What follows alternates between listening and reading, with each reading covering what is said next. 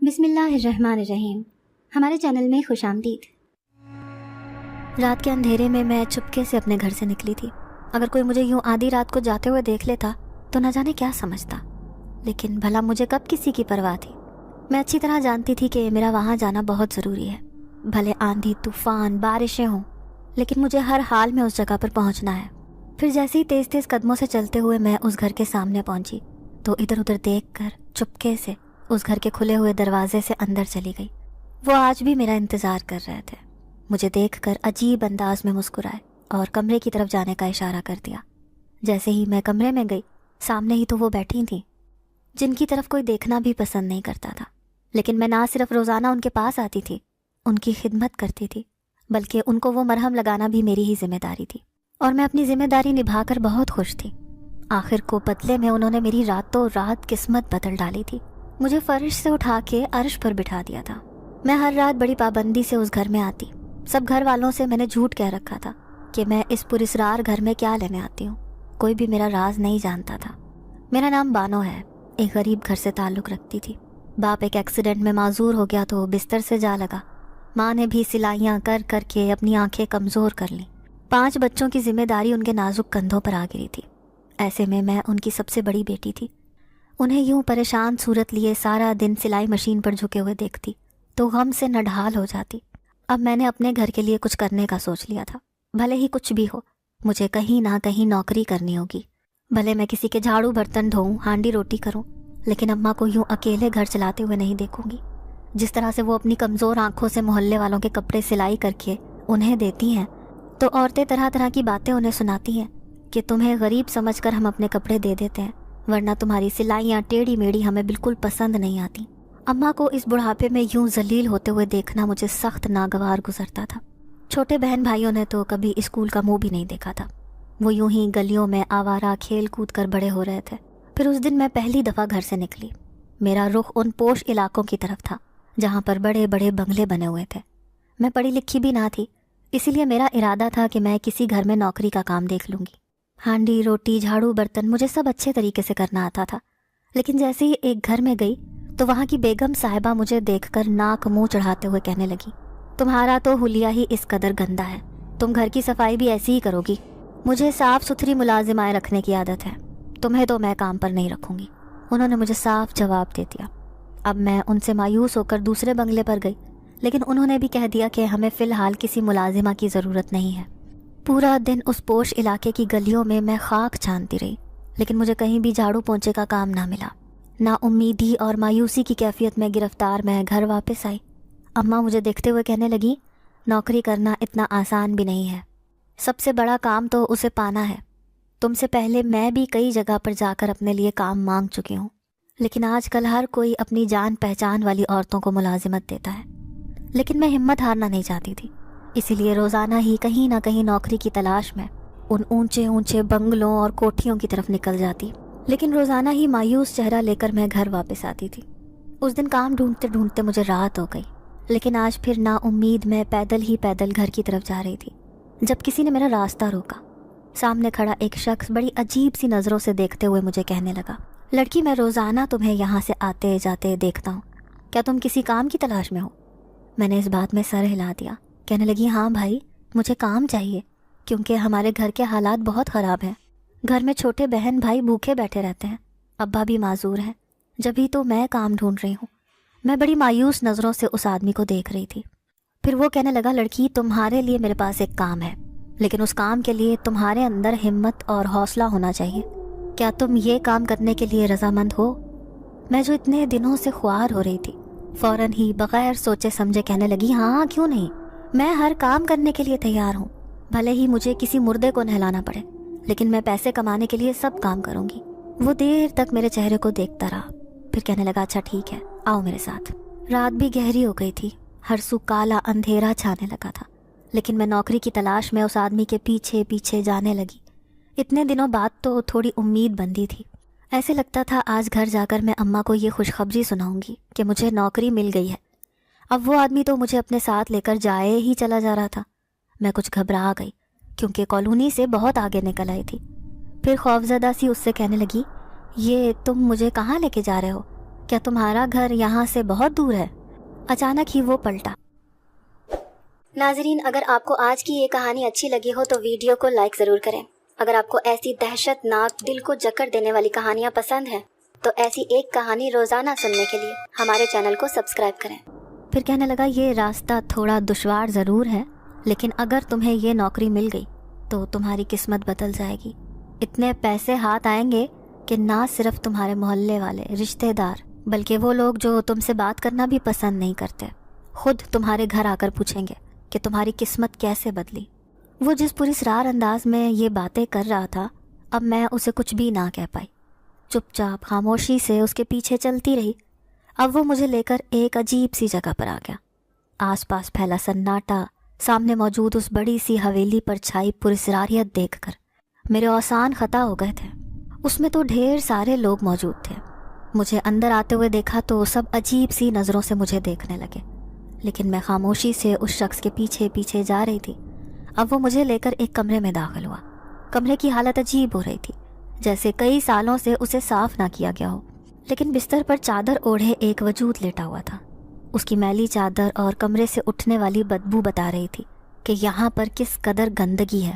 تبھی اس آدمی نے میری طرف دیکھا، کہنے لگا یہی ہے وہ عورت، تمہیں اس کی خدمت کرنی ہوگی۔ اس کا کام اس کی صاف صفائی کا خیال کرنا، اس کے جسم پر مرہم لگانا۔ کیا تم یہ کام کر پاؤ گی؟ وہ بغور مجھے دیکھے جا رہا تھا۔ میں نے بغیر سوچے سمجھے کہہ دیا کہ ہاں کیوں نہیں، میں تو یہ کام بہت اچھے سے کر سکتی ہوں۔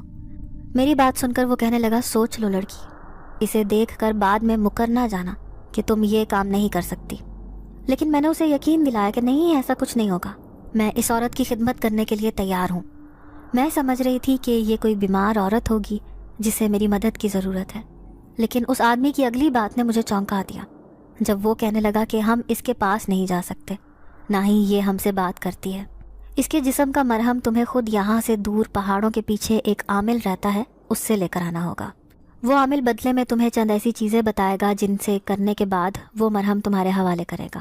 تمہیں وہ سارا کام بھی کرنا ہوگا، ساتھ میں اس عورت کی دیکھ بھال بھی۔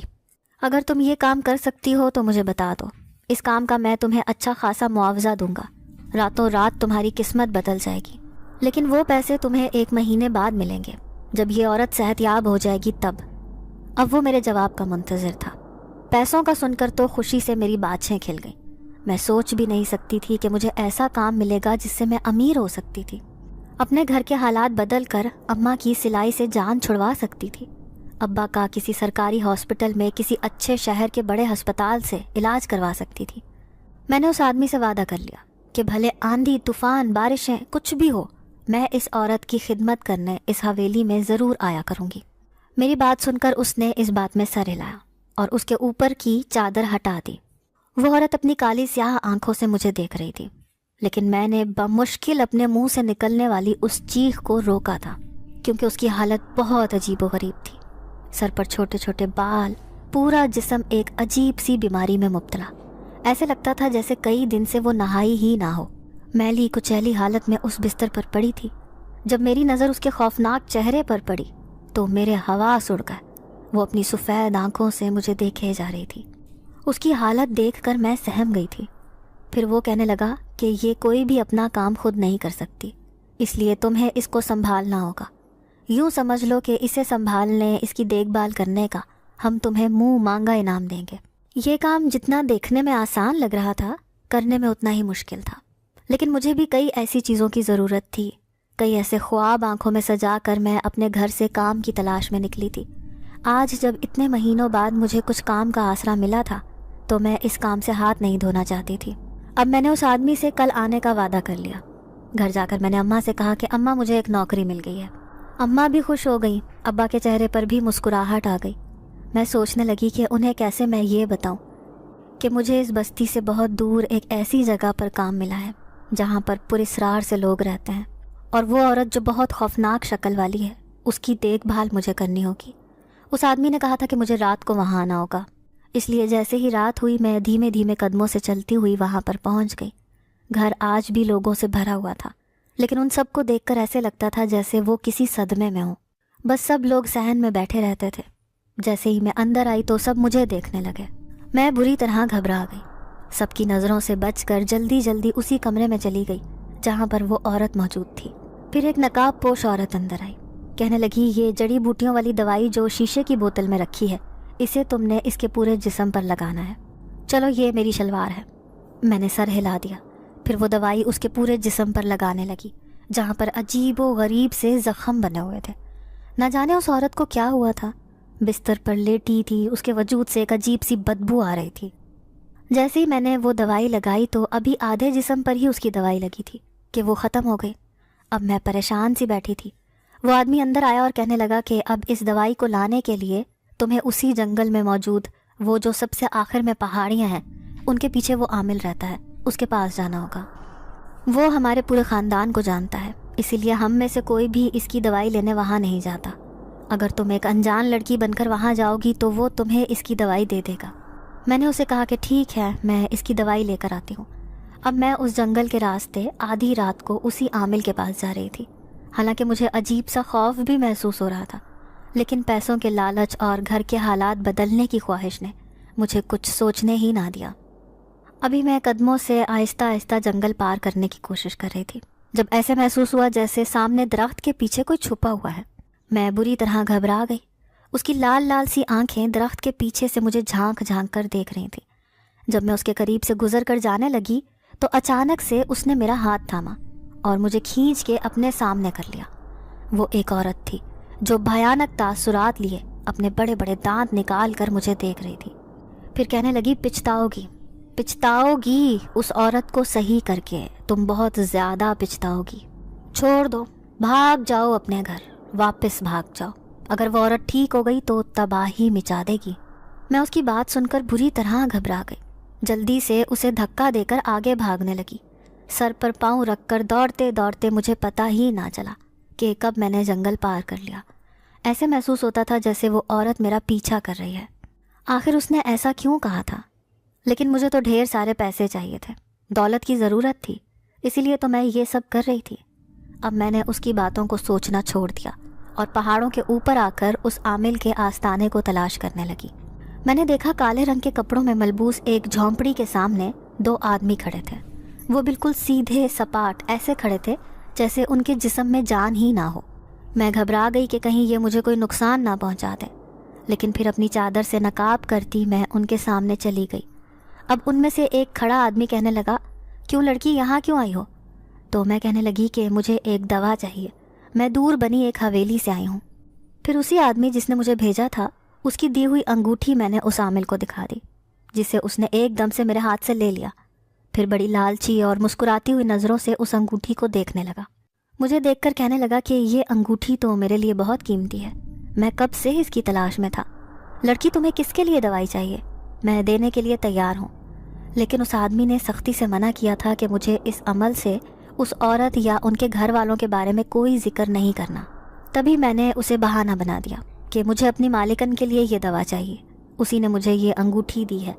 پھر وہ عامل کہنے لگا، ٹھیک ہے، میں تمہیں یہ دوا دے دیتا ہوں، لیکن اگلی بار جب دوا لینے آؤ گی تو تم نے وہی ہیروں کا تاج ضرور لے کر آنا ہے جس کی تلاش میں کئی سالوں سے ان پہاڑوں میں بیٹھ کر تپسیا کر رہا ہوں۔ میں نے اسے ہاں میں سر ہلا دیا۔ میں گھبرا گئی، نہ جانے وہ کس تاج کا ذکر کر رہا تھا، اور وہ بھی ہیروں کا۔ اب شیشے کی بوتل میں دوا لے کر میں جلدی جلدی پلٹ کر جنگل پار کر کے اس حویلی کی طرف آنے لگی۔ دوبارہ پھر سے اسی خوفناک عورت کی وجہ سے میں بہت ڈر رہی تھی، لیکن شکر تھا کہ آتے وقت وہ نظر نہیں آئی۔ جیسے ہی میں دوا لے کر اس حویلی میں آئی تو وہ آدمی نے خوشی کا اظہار کیا، کہنے لگا کہ ہماری ملکہ جلد ہی ٹھیک ہو جائے گی، ایسے لگتا ہے تم ہی وہ لڑکی ہو جو اسے ٹھیک کرو گی، جاؤ اب جلدی سے جا کر اس کے جسم پر دوائی لگا دو۔ اب میں اس کے کمرے میں آ گئی، لیکن سڑاند اور بدبو نے میرا حشر برا کر دیا، اوپر سے اس کے بال عجیب سے ہو رہے تھے۔ اس عورت کے پاس آنا بھی بہت دشوار تھا، نہ جانے اسے ایسی کیا بیماری ہو گئی تھی، بس سارا دن بستر پر پڑی سفید آنکھوں سے چھت کو دیکھتی رہتی تھی۔ خوفناک ماحول اور اس حویلی کے پراسرار لوگ جو بس کسی سوگ یا غم کی کیفیت میں مبتلا ہر وقت خاموش بیٹھے رہتے تھے۔ حالانکہ اتنے زیادہ لوگوں کی موجودگی میں اتنی خاموشی ناممکن ہے، لیکن ان میں سے کوئی بھی آپس میں بات نہیں کرتا تھا۔ بس وہی آدمی جو پوری حویلی کے کاموں کی دیکھ بھال کرتا تھا وہی میرے پاس آ کر ہدایات دیتا رہتا تھا۔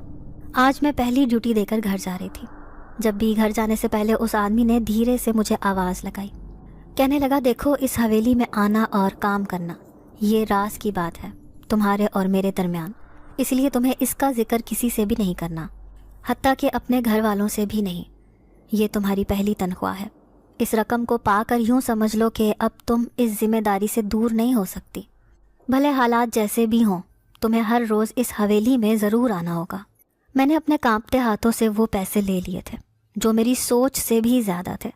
खुशी खुशी लेकर जैसे ही मैं अपने घर गई तो अम्मा कहने लगीं कि आज तो घर में खाने के लिए आटा भी नहीं है, कल से ही हम सब भूखे हैं। मैंने खुशी से अम्मा के हाथ में वो रकम रख दी। कहने लगी, मालिक ने मुझे एडवांस में ये रकम दी है, अब हमारे हालात बदलने वाले हैं। अम्मा जल्दी से आप सारा खाने पीने का सामान लेकर आ जाए। फिर पहली दफ़ा सारे घर वालों ने खूब पेट भर कर खाना खाया था, और वो भी सिर्फ़ और सिर्फ उस आदमी की वजह से जिसने मेरी मेहनत का सिला मेरी सोच से भी ज़्यादा दिया था। फिर मैं सारा दिन सो रही थी जब अम्मा ने मुझे आकर उठाया। कहने लगी, बेटी बाहर तुझे एक औरत बुला रही है, दरवाजे पर खड़ी है, कहती है कि मुझे तेरी बेटी से मिलना है, एक ज़रूरी काम है। मैं नींद से भारी होते दिमाग के साथ उठी। जैसे ही दरवाजे पर गई तो मेरे पैरों तले से ज़मीन निकल गई। ये तो वही औरत थी जो जंगल के रास्ते में मुझे मिली थी और धमकियाँ देते हुए कह रही थी कि इस औरत का इलाज ना करो, बहुत पछताओगी। अब लाल लाल आंखों से वो घूरती हुई मुझे कहने लगी, याद रखना ये पैसे तुम्हारे लिए बहुत ख़तरनाक हैं। तुम इन पैसों से दौलतमंद हो जाओगी, लेकिन बहुत जल्द तुम्हारा वक्त बदल जाएगा, ऐसा वक्त कि फिर लाख रोने के बावजूद भी तुम कुछ ना कर सकोगी। इसलिए आज की रात उस हवेली में ना जाना। वो मेरे कान में सरगोशी करते हुए कह रही थी, जबकि मेरा दिल खौफ के मारे कांप रहा था। मैं समझ ही ना सकी कि आखिर वो ऐसा क्यों कह रही है। मुझे घूरती हुई दरवाजे से वापस चली गई। अम्मा पीछे से आई, कहने लगी, अरे उस औरत को अंदर ही बुला लेती, क्या तेरी जानने वाली थी? लेकिन मेरे चेहरे पर एक खौफ की कैफियत थी। मैं अम्मा को क्या बताती कि मैं एक ऐसा काम कर रही हूँ जो बहुत ज़्यादा ख़तरनाक और आसाब शिकन है। मेरे अलावा आखिर वो कोई काम दूसरा क्यों नहीं कर सकता। फिर वो औरत 2 दफ़ा मेरे सामने आकर मुझे तलकीन करके गई कि मुझे उस हवेली में नहीं जाना चाहिए, लेकिन मैंने उसकी बात ना मानी। पैसों और दौलत के लालच में वैसे ही अंधी हो गई थी, और फिर इस घर को पैसों की अशद ज़रूरत थी। फिर मैं हर रात ही उस औरत की देखभाल करने उस हवेली में जाती रही। वो सब मुझे देखकर खुशी का इजहार करते थे, लेकिन घुटा घुटा माहौल और सबका अजीब नज़रों से देखना मुझे ये एहसास दिलाता था जैसे मैं कोई गुनाह कर रही हूँ। ना जाने वो सब उस औरत के पास क्यों नहीं जाते थे जिसे मेरी देखभाल की ज़रूरत थी। अब मैं दिन रात यहाँ आती, लेकिन अपने वजूद में एक अजीब सी चुभन महसूस कर रही थी। पूरा जिस्म दुखने लगा था, ऐसे लगता था जैसे मैं बहुत जल्द बीमार हो जाऊंगी। 3-4 दफ़ा तो मैं उस आमिल के पास दवा लेने चली गई थी। हर बार दवा लेकर आने से पहले वो आदमी मुझे कोई ना कोई कीमती चीज़ हाथ में थमा देता, कहता कि वो शख्स बहुत लालची है, ज़रूर इन हीरे जवाहरात के लालच में तुम्हें वो दवाई दे देगा, इसीलिए जहाँ तक मुमकिन हो सके अपने साथ कुछ ना कुछ लेकर जाया करो। फिर वो दिन मेरे लिए बड़ा हैरान कुन था जब उस औरत के वजूद ने हरकत की, जैसे उसे होश आ रहा हो। उसकी घूरती हुई आंखें बता रही थीं कि अब वो धीरे धीरे ठीक हो रही है। मैंने देखा कि जैसे ही मैंने उस शख्स को बताया कि आज मैं इसके वजूद में हरकत देखी है, तो उसे अपनी आंखों पर यकीन नहीं आया। वो उस औरत को देखने कमरे में आया, फिर बुलंद आवाज़ में चीखता हुआ कहने लगा, मुबारक हो, लगता है मलिका ठीक हो रही हैं। अब हम बहुत जल्द यहाँ से वापस अपने कबीले में लौट जाएंगे। आखिर ये हमारे लिए मददगार साबित हो गई। इसकी वजह से आज हम अपने मकसद में कामयाब हो गए हैं। मैं हैरान थी कि आखिर ये औरत जब उनके लिए इस कदर अहमियत रखती थी तो उनमें से कोई भी इसकी देखभाल करने को क्यों तैयार नहीं था। लेकिन जैसे ही उन्होंने उसके ठीक होने की खबर सुनी तो सब बहुत खुश नज़र आ रहे थे। पहले वो हर वक्त एक गम की कैफियत में मुब्तला रहते थे, जबकि आज उनके चेहरे पर खुशी थी, मुस्कुराहट थी। वो सब मुझे बहुत प्यार से देखने लगे। फिर जैसे ही मैं घर वापस आने लगी तो साथ में मेरे हाथों में एक बड़ा सा थैला दिया। कहने लगा, लड़की ये तुम्हारा इनाम है, बस 1 महीना और, उसके बाद हम हमेशा के लिए यहाँ से चले जाएंगे।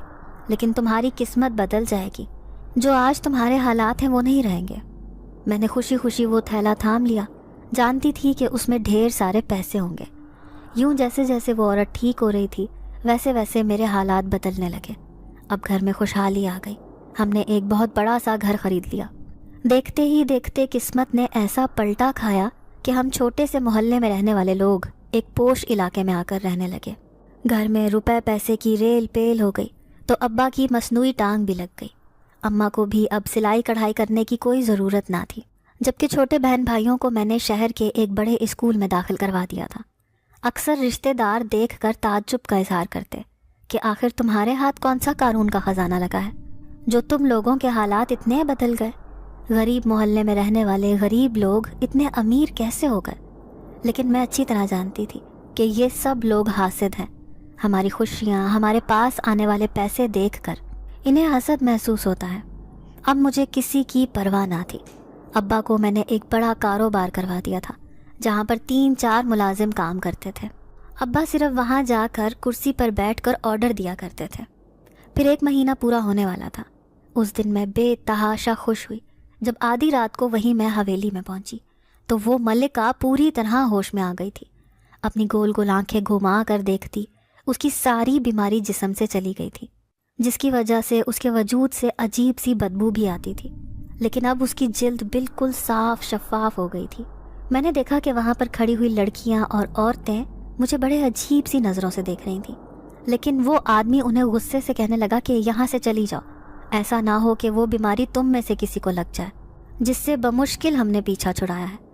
لیکن وہ عورتیں اور لڑکیاں ہنستی ہوئی وہاں سے چلی گئیں۔ ایسے لگتا تھا جیسے وہ میرا مذاق اڑا رہے ہوں۔ آج وہ اٹھ کر بیٹھی ہوئی تھی۔ کچھ دنوں پہلے تک جو بے بس اور بیمار حالت میں بستر پر پڑی رہتی تھی، آج وہ عورت بڑی شان سے کسی ملکہ کی طرح میرے سامنے بیٹھی تھی۔ پھر اس نے مجھے حکم دیا کہ مجھے غسل دینے کا بندوبست کیا جائے۔ وہ آدمی کہنے لگا کہ ہماری ملکہ گلاب کے پھولوں کے پانی سے غسل کرتی ہے، اسی لیے تمہیں یہ سارا انتظام کرنا ہوگا۔ بس آج کی رات کی تمہاری یہ محنت ہے، اس کے بعد ہمیشہ کے لیے ہم یہاں سے چلے جائیں گے اور تمہیں نظر بھی نہیں آئیں گے، لیکن جانے سے پہلے ہم ایک بڑا انعام تمہیں دیں گے جس سے ساری زندگی کے لیے تمہیں کوئی بھی محنت نہیں کرنی پڑے گی۔ اب میں خوشی سے نہال ہو گئی۔ میں سوچ بھی نہیں سکتی تھی کہ صرف چند دنوں کی محنت کے بعد مجھے اتنا بڑا انعام مل جائے گا۔ میں خوشی خوشی ملکہ کو غسل دینے لگی، اس کے بال سنوارے۔ اب وہ بیماری سے بالکل پاک ہو گئی تھی۔ اپنے آپ کو آئینے میں دیکھتی وہ خوش نظر آ رہی تھی۔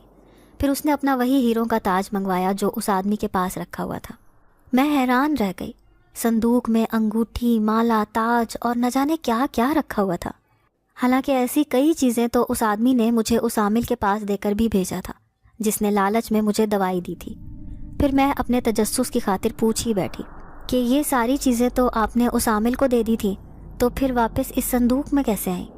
میری بات سن کر وہ بڑے عجیب انداز میں مسکرایا، پھر کہنے لگا کہ کیونکہ وہ سب چیزیں نقلی تھیں، میں نے صرف اس عامل کو بے وقوف بنایا تھا، حالانکہ وہ پہلے سے ہی ملکہ کی ہر چیز پر قبضہ کرنا چاہتا تھا۔ جبھی تو میں نے تمہارے ذریعے وہ ساری نقلی چیزیں اس تک پہنچائی تھیں اور بدلے میں اس سے ملکہ کے لیے دوائی منگوائی تھی۔ اب مجھے یہ بات سن کر بالکل بھی اچھا نہیں لگا۔ کسی کو دھوکہ دینا اچھی بات نہیں، لیکن اس آدمی نے شاید اس عورت کو ٹھیک کرنے کے لیے یہ سب کیا تھا۔ ہو سکتا ہے کہ اس میں کوئی مصلحت ہو، یہی سوچ کر میں نے اپنے دل کو مطمئن کر لیا تھا۔ پھر آخر کار اس آدمی نے مجھے ایک پوٹلی تھمائی جس میں ڈھیر سارے زیورات بھرے ہوئے تھے۔ پیسوں کی ریل پیل تو مجھ پر پہلے ہی بہت تھی، لیکن اب ان زیورات کو پا کر تو میں اپنے آپ کو کسی ملکہ یا شہزادی سے کم نہیں سمجھ رہی تھی۔ بار بار اس کا شکریہ ادا کرتی تو وہاں پر کھڑی عورتیں اور لڑکیاں مجھے دیکھ کر ہنستے ہوئے میرا مذاق اڑانے لگ جاتی۔ مجھے ان کے اوپر شدید غصہ آ رہا تھا، لیکن میں نے بھی سوچ لیا تھا کہ آج کے بعد میں کبھی بھی یہاں نہیں آؤں گی۔ ویسے بھی آج اس حویلی میں میرا آخری دن ہے۔ پھر جلد ہی میں اپنے گھر لوٹ آئی۔ گھر آ کر میں نے وہ پوٹلی اپنی الماری کے ایک خفیہ کونے میں ڈال دی۔ اب گھر میں روپے پیسے کی ریل پیل ہو گئی تھی۔ 3-4 عورتیں گھر میں کام کاج کرتی تھیں، میں اور اماں عیش کرتے تھے۔ لیکن ابھی 2 دن ہی گزرے تھے جب اچانک میں اپنے جسم میں عجیب سی تبدیلی محسوس کرنے لگی۔ کوئی بھی کام کرتی تو مجھے سخت چکر آنے لگ جاتے۔ میں نے دیکھا میرے جسم پر آبلے پڑنے لگے تھے۔ خوف اور دہشت سے میری حالت بری ہو گئی، کیونکہ یہ اسی قسم کے آبلے تھے جو میں نے اس عورت کے جسم پر دیکھے تھے اور جس نے اس مہنگی دوائی سے اپنا علاج کروایا تھا۔ لیکن میرے ساتھ ایسا کیوں ہو رہا تھا؟ مجھے سخت بخار چڑھ گیا۔ لال آنکھیں، لال چہرہ لیے میں 2 دن کمرے سے باہر بھی نہ نکلی۔ اماں بار بار آ کر پوچھتی کہ کیا ہو گیا بیٹا، تمہاری طبیعت تو ٹھیک ہے؟ لیکن میں اپنے جسم کو دیکھ دیکھ کر خوف کا شکار ہو رہی تھی۔ میرے ہاتھ پاؤں، پورا جسم بدل رہا تھا۔ میرے بال بالکل اسی کی طرح ہو گئے تھے جیسے اس ملکہ کے تھے۔ तो क्या उसकी बीमारी मुझे लग गई थी? यही सोचकर मेरे पैरों तले से ज़मीन निकल गई। मैं पागलों की तरह अपने बिस्तर पर बैठकर हर वक्त आईने में खुद को देखती रहती। नहीं नहीं, ऐसा नहीं हो सकता। अगर मैं उस मलिका जैसी हो गई तो कोई भी मेरे पास नहीं आएगा। ये तो मैंने बहुत महंगा सौदा कर लिया। शायद इसी वजह से उस हवेली की कोई भी औरत उसके पास आती जाती नहीं थी। तो क्या उन पैसों के बदले में उस आदमी ने मुझसे एक सौदा किया था? उस औरत की बीमारी को मुझे दे दिया और बदले में वो सेहतयाब होकर वापस न जाने अपने कौन से कबीले में लौट गई। अब मैं अपने हाथ पाँव और अपने चेहरे को हर वक्त आईने में देखती रहती। धीरे धीरे मैं किसी बूढ़ी औरत की तरह नजर आने लगी थी। एक दिन अम्मा आकर कहने लगी कि बेटा, तेरे कमरे से तो अजीब सी बू आती है, यहाँ तो खड़े रहना भी दुश्वार हो गया है। आखिर ये क्या हो गया है तुझे? तू कहाँ पर काम करने जाती थी? और वो औरत जिस बीमारी में मुब्तला थी उसका तू जिक्र करती थी, कहीं उसकी बीमारी लगने वाली तो नहीं थी? लेकिन मैं बिल्कुल खामोश थी। अच्छी तरह समझ गई कि कुछ ऐसा अजीब हो गया है जो मुझे समझ नहीं आ रहा। क्या सच में ही मैंने दौलत के बदले एक बीमारी का सौदा किया था? अब मैं अपनी हालत देखकर पूरा पूरा दिन रोती रहती। अम्मा कहती कि तेरे कमरे से आने वाली सख्त बदबू से सब बहुत परेशान है, ये पूरे घर में फैल चुकी है। अब मैं खौफ से आंखें फाड़े उन्हें देख रही थी। फिर दूसरे दिन आकर कहने लगी कि तीनों काम वालियाँ काम छोड़कर चली गई हैं। उनका कहना है कि हम इस लड़की से खौफ और घिन महसूस करती हैं, जिसे ना जाने कौन सी अजीब सी बीमारी है। मेरे बाल मलकझे से हो गए थे। कई कई दिन से मैंने वही कपड़े पहन रखे थे। अब मैं उठकर बाहर जाना चाहती थी, लेकिन डर लगता था लोग मुझे देखकर कहीं पत्थर ना मारने लग जाएं, क्योंकि इस वक्त मेरी हालत किसी पागल बूढ़ी औरत से कम नहीं हो रही थी। अब मैं हर वक्त हाथों में अपना मुंह छुपा कर रोती रहती। अम्मा जब भी मेरे पास आती तो मुझे कहती कि तूने ये क्या कर लिया अपने साथ, आखिर तुझे ये बीमारी कैसे हुई? लेकिन मैं अच्छी तरह जानती थी कि वो हवेली वाले सब साजिशी लोग थे।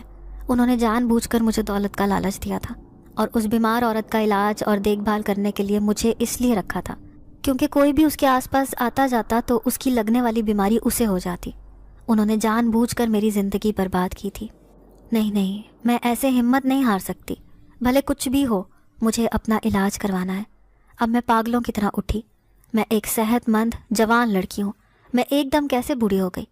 मेरे चेहरे पर सारे ज़ख्म हो गए, पूरे जिस्म पर आबले पड़ गए, मेरे बाल भी ख़राब हो गए। नहीं, मुझे उस औरत की बीमारी नहीं चाहिए। यही फैसला करके मैं उठी थी, लेकिन दिन की रोशनी में यूं बाहर जाना ठीक भी नहीं था। कहीं गली के बच्चे मुझे पत्थर उठा उठा कर ना मारना शुरू कर दें। यही सोचकर मैं बेदम सी होकर बिस्तर पर गिर गई। लेकिन अचानक ही जहन में ख्याल आया, रात की तारीकी तो बहुत से पर्दे रख लेती है। अब मुझे रात को अपना इलाज करवाने के लिए उस आमिल के पास जाना होगा। आखिर को मलिका की दवाई लेने के लिए भी तो मैं उसी आमिल के पास जाती रही थी। अब मुझे उसी के पास जाना होगा। अब मैं चंद दिनों में ही ठीक हो जाऊंगी। यही अच्छी अच्छी बातें सोच सोच कर मैं अपने आप को मुतमईन कर रही थी कि जैसे ही रात हुई मैंने अपने इर्द गिर्द एक बड़ी सी चादर लपेट ली। मैं नहीं चाहती थी कि किसी की नज़र मुझ पर पड़े और वो नफ़रत करे या मेरी तरफ देखकर घिन खाए। अब मैं सबसे छुप कर आधी रात को अपने घर से निकली। मेरा रुख उसी जंगल की तरफ था जहाँ पर पहाड़ियों के पीछे उसी आमिल का आस्ताना था। बड़ी मुश्किल से मैं वहाँ पर पहुँची थी। दोनों आदमी मुझे घूर घूर कर देख रहे थे। जैसे ही अंदर जाने लगी तो आदमी ने कहा, बीबी तुम अंदर नहीं जा सकती, आमिल ने सख्ती से मना किया है क्योंकि तुम एक धोखेबाज लड़की हो। मैंने कुछ नहीं किया, मैं खुद एक बेबस लड़की हूँ, मदद मांगने आमिल के पास आई हूँ, मैंने बमुश्किल उसे कहा था। अपना चेहरा पूरा मैंने ढांप रखा था, जिसमें से सिर्फ मेरी आंखें दिखाई दे रही थीं। तभी मेरे बार बार कहने पर उन दोनों आदमियों ने मुझे अंदर भेज दिया। आमिल ने मुझे देखकर नफरत से मुंह फेर लिया। कहने लगा, तुम एक धोखेबाज लड़की हो, तुमने मुझे जो भी जेवरात दिए थे वो सब नकली थे। आज के बाद मैं तुम्हें कोई दवाई नहीं दूंगा। अब मेरा वजूद खौफ से कांपने लगा। मैंने उसके सामने हाथ जोड़ दिए। कहने लगी कि खुदा के लिए बाबा मेरी मदद करो, उस मलिका की बीमारी तो मेरे जिस्म को चिमट गई है, मुझे भी अपना इलाज करवाना है और अच्छी तरह जानती हूँ कि आपके पास वही दवाई है जिससे मेरा इलाज मुमकिन है। मैं रोते हुए उसके सामने इल्तिजा कर रही थी, लेकिन आमिल को मुझ पर ज़रा भी रहम ना आया। वो कहने लगा कि मैंने तुम्हारे सारे जेवरात लेकर ही तुम्हें दवाई दी थी। मेरी बनाने वाली दवाई इंतहाई महंगी है, ये मैं जंगल से जड़ी बूटियाँ ढूंढ कर तलाश करके फिर इसे तैयार करता हूँ। तुम एक धोखेबाज लड़की हो। फिर उसने अपने आदमियों को बुलाया, मुझे बाहर निकालने का कह दिया।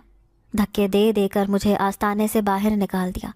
मैं उसके सामने हाथ जोड़ती रह गई, लेकिन उसे फिर भी रहम ना आया। अब मैं बेबसी से रोती हुई आंसू बहाती आगे ही आगे चलती ही जा रही थी। اب اس ملکہ کی بیماری مجھے لگ گئی تھی، اور قصوروار وہی آدمی تھا جس نے مجھے کام دیا تھا، دولت دی تھی، لیکن زیادہ قصور تو میرا ہی تھا۔ میں ہی دولت کے لالچ میں اندھی ہو گئی تھی۔ اب میں انہیں کہاں تلاش کروں؟ وہ حویلی تو بالکل خالی پڑی ہے، ان کا تو وہاں نام و نشان بھی نہیں تھا۔ پہلے ہی اس آدمی نے مجھے کہہ دیا تھا کہ ہم ہمیشہ کے لیے یہ حویلی چھوڑ کر کہیں دور چلے جائیں گے، اور شاید واپس اپنے قبیلے میں چلے گئے تھے۔ لیکن اب میں ان کے قبیلے کو کیسے تلاش کروں؟ مجھے تو وہ کوئی نشانی بھی نہیں بتا کر گئے تھے۔ میں دل ہی دل میں ان سے نفرت کر رہی تھی۔ روتے ہوئے ایک درخت کے نیچے بیٹھ گئی۔ دل چاہ رہا تھا کسی خالی کنویں میں چھلانگ لگا کر میں اپنی جان دے دوں۔ ایسے لگتا تھا ساری زندگی میری ایسے ہی گزر جائے گی۔ اس بیماری سے نمٹنے میں بہت وقت لگنا تھا، اور عامل تو میرا علاج کرنے کو تیار ہی نہیں تھا۔ ویسے بھی اس آدمی نے میرے ساتھ دھوکہ کیا تھا، جبھی تو عامل کو وہ سارے نقلی زیورات دے کر وہ دوائی حاصل کی تھی۔ اسی لیے اب عامل بھی مجھے ایک دھوکے باز لڑکی سمجھ رہا تھا۔ میں بے بسی سے درخت کے نیچے بیٹھی رو رہی تھی۔ اچانک ہی ایسے محسوس ہوا جیسے کوئی میرے سامنے آ کر بیٹھا ہو۔ میں نے خوف سے آنکھیں کھولیں تو حیران رہ گئی۔ یہ تو وہی عورت تھی جو بار بار مجھے تلقین کرتی تھی کہ اس عورت کا علاج نہ کرو ورنہ پچھتاؤ گی، برباد ہو جاؤ گی، اور سچ میں ہی اس کی بات صحیح ثابت ہوئی تھی۔ مجھے روتے ہوئے دیکھ کر وہ بڑے پراسرار انداز میں مسکرائی، کہنے لگی دیکھا، اسی وقت سے میں ڈر رہی تھی، تمہارے ساتھ یہ سب ٹھیک نہیں ہوا، لیکن میں نے تمہیں کتنا سمجھایا تھا کہ وہ لوگ بہت ظالم ہیں، وہ کسی پر رحم نہیں کھاتے۔ آخر انہیں اپنی ملکہ سے اتنی ہی ہمدردی تھی تو اپنے کسی آدمی یا کسی عورت سے اس کا علاج کیوں نہیں کروایا؟ پھر میں نے اس عورت کے سامنے ہاتھ جوڑ دیے، کہنے لگی کہ مجھے معاف کر دو، میں نے تمہاری بات نہیں مانی، بلکہ شاید پیسوں کے لالچ نے میری آنکھوں پر پٹی باندھ دی تھی۔ مجھے یہ سمجھ میں نہیں آیا کہ بھلا کوئی اتنے سے کام کا اتنا بڑا معاوضہ کیسے دے سکتا ہے۔ اب مجھے مر ہی جانا چاہیے، کیونکہ میں ایک لالچی اور دھوکے باز لڑکی ہوں۔ میں آنکھوں میں آنسو لیے اس عورت کو دیکھے جا رہی تھی۔ پھر اس نے میرے سر پر ہاتھ رکھا، کہنے لگی تمہیں میں ایک راز کی بات بتاتی ہوں، تمہارا علاج میرے پاس موجود ہے۔ وہ بات یہ ہے کہ جس حویلی میں تم جاتی تھی وہاں کے رہنے والے لوگ انسان نہیں بلکہ جنات تھے، اور وہ جنات کی ملکہ تھی۔ میرے تو پیروں تلے سے زمین نکل گئی۔ میں بے بسی سے اس عورت کو دیکھے جا رہی تھی۔ آج انکشاف در انکشاف مجھ پر ہو رہے تھے۔ پھر اس عورت نے سر ہلایا، کہنے لگی ہاں، تمہارے سامنے بیٹھی یہ عورت بھی انسان نہیں بلکہ ایک جن زادی ہے۔ کئی سال پہلے اس نے بھی ایک نیک جنات کے ساتھ بہت ظلم کیا تھا، تو اس نے بدلے میں اسے بد دعا دی کہ تم برباد ہو جاؤ گی، ایک ایسی بیماری لگ جائے گی جس کا کوئی علاج نہیں ہوگا، تم بے بس ہو کر بستر پر لیٹی رہو گی۔ یوں سچ میں ہی اسے اس جنات کی بد دعا لگی اور وہ بیمار ہونا شروع ہو گئی۔ لیکن پھر ایک دن وہ نیک جنات واپس قبیلے میں آیا، کہنے لگا میں اپنی بد دعا واپس لے لی ہے، اللہ تمہیں صحت یاب کرے، تمہارا علاج ایک انسانی عامل کے پاس ہے جو دور پہاڑوں پر ایک جنگل میں رہتا ہے، لیکن وہ بہت لالچی ہے، تمہاری چند قیمتی چیزیں لے کر ہی تمہارا علاج معالجہ کروائے گا، اور تمہاری بیماری ایسی ہے جو کسی کو بھی لگ سکتی ہے۔ یہ سنتے ہی سارے جنات بہت بری طرح ڈر گئے، کوئی بھی اس کے نزدیک نہیں جانا چاہتا تھا، لیکن ملکہ کی حالت دن بدن خراب ہوتی جا رہی تھی۔ ایسے میں ایک غریب جنزادی تھی، جب ان کے قبیلے میں رہتی تھی، نہ تو میرا کوئی خاندان تھا، اسی لیے میں تنہا اپنی زندگی گزار رہی تھی۔ پھر انہوں نے مجھے مجبور کیا کہ میں ملکہ کا علاج کرواؤں، لیکن میں نے بھی باقی جنزادیوں کی طرح صاف انکار کر دیا، تو انہوں نے مجھے قبیلے سے نکال دیا۔ پھر وہ اپنی ملکہ کو لے کر انسانوں کی دنیا میں چلے آئے۔ انہوں نے سوچ لیا تھا کہ وہ اس کام کے لیے کسی لڑکی کی مدد لیں گے۔ پھر ان کی نظر تم پر پڑی، تمہیں اپنی حویلی میں بلانا شروع کر دیا، پیسوں کا لالچ دے کر تمہاری آنکھوں پر پٹی باندھ دی۔ لیکن مجھے سب معلوم ہو گیا تھا، میں نہیں چاہتی تھی کہ تم ایک جوان اور خوبصورت لڑکی ہو اور تمہیں یہ بیماری لگ جائے، اسی لیے بار بار تمہارے سامنے آ کر تمہیں خبردار کرتی رہتی تھی۔ لیکن سچی بات ہے کہ انسان کی فطرت میں لالچ اور دولت پانے کی اندھی ہوس ہے، اسی لیے تو تم بھی اسی کا شکار ہو گئی۔ لیکن تم فکر مت کرو، عامل جنگل سے جو جڑی بوٹیاں اکٹھی کر کے ان سے دوائی تیار کرتا ہے، ان جڑی بوٹیوں کے بارے میں بھی اچھی طرح سے جانتی ہوں، کیونکہ قبیلے سے نکلنے کے بعد میں جب سے اسی جنگل میں رہ رہی ہوں۔ تم میری بیٹی کی طرح ہو، اس لیے میں تمہارا علاج کرواؤں گی۔ وہ مہربان جنزادی تو میری سوچ سے بھی زیادہ اچھی تھی۔ میں آنسو بھری نظروں سے اسے دیکھتی رہی، پھر وہ مجھے میرے گھر تک چھوڑ کر چلی گئی۔ اب میں کمرے سے باہر بھی نہیں نکلتی تھی، بس دن رات اسی کا انتظار کرتی رہتی جس نے مجھ سے وعدہ کیا تھا کہ وہ میرا علاج ضرور کرے گی۔ اب ہمارے گھر میں سب رشتہ داروں نے آنا جانا چھوڑ دیا تھا، لیکن اماں جو میری ماں تھیں وہ میرے پاس آنا نہیں چھوڑ رہی تھیں۔ وہ کہتی تھیں کہ میری بیٹی جلد ہی ٹھیک ہو جائے گی۔ پھر ایک دن آدھی رات کو اچانک دروازے پر دستک ہوئی، تب دروازہ خود بخود کھلا، لیکن وہاں پر کوئی بھی نہ تھا۔ मुझे खौफ और दहशत ने अपनी लपेट में ले लिया। तभी वो मेहरबान जिनज़ादी मुझे नजर आई जो मेरे सामने खड़ी थी। उसके हाथ में एक शीशे की बोतल थी। फिर मुझे देते हुए कहने लगी कि बेटी, मैंने ये दवा तैयार कर ली है। इन जड़ी बूटियों के बारे में तो मैं जानती थी, इसीलिए मैंने इसे और भी अच्छे तरीके से बनाया है। तुम इसे लगाकर बिल्कुल ठीक हो जाओगी। अब मैं बार बार उसका शुक्रिया अदा करती रहती, लेकिन उस जिनज़ादी ने कहा कि तुम्हारी दवा लगाने के लिए मैं तुम्हारी मदद करूँगी, क्योंकि तुम एक नेक लड़की हो। बज़ाहिर तुमने दौलत के लालच में ही उसका इलाज किया था, लेकिन फिर भी तुमने बीमारी में भी उस औरत से घिन नहीं खाई थी। फिर हर रात वो जिनज़ादी मेरे पास आती, मेरे जिस्म पर वो दवा लगाती। उसकी इतनी हमदर्दी देखकर मैं आंसुओं से रोती थी। यकीन नहीं आ रहा था कि वो इस कदर मेहरबान होगी। अब मैं धीरे धीरे ठीक हो रही थी। अम्मा भी हैरान थी कि पहले इतनी बीमारी और उसके बाद इतनी जल्दी सेहतयाब हो जाना। मैं आंसू भरी नज़रों से उस मेहरबान जिनज़ादी को याद करती रहती थी जो इतनी अच्छी थी। अब वो मेरा इलाज कर रही थी।